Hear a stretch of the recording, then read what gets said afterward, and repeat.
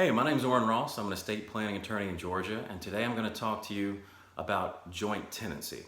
So, when you buy real estate in Georgia, the default is something called tenants in common. So, if you and your spouse buy a house, you each own 50% of that house. So, if one spouse passes away, that surviving spouse has to probate the estate before they can sell the house. You have to go through probate in order to get that spouse's half of the house, because they're free to leave their half of the house to whoever they want. Now, there is something called joint tenancy with right of survivorship that you can have written into your deed.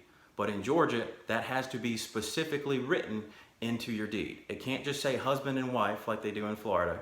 It has to say that whole line, joint tenancy with right of survivorship. And that means that you both completely own that property.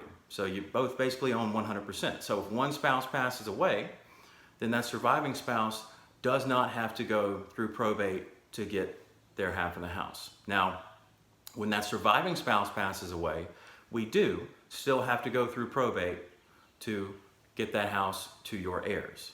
And there are a few issues with joint tenancy. So when you put joint tenancy on your house or another piece of real estate, you lose the estate tax exclusion, and there can also be capital gains tax issues.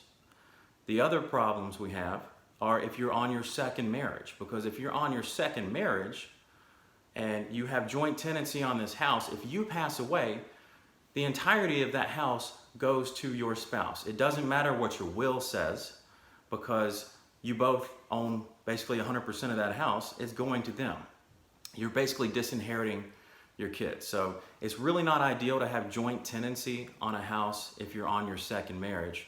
It can be a good thing for some people, but ultimately it doesn't completely avoid probate. The only way that we can really avoid probate when you have real estate in Georgia is to put it in a living trust.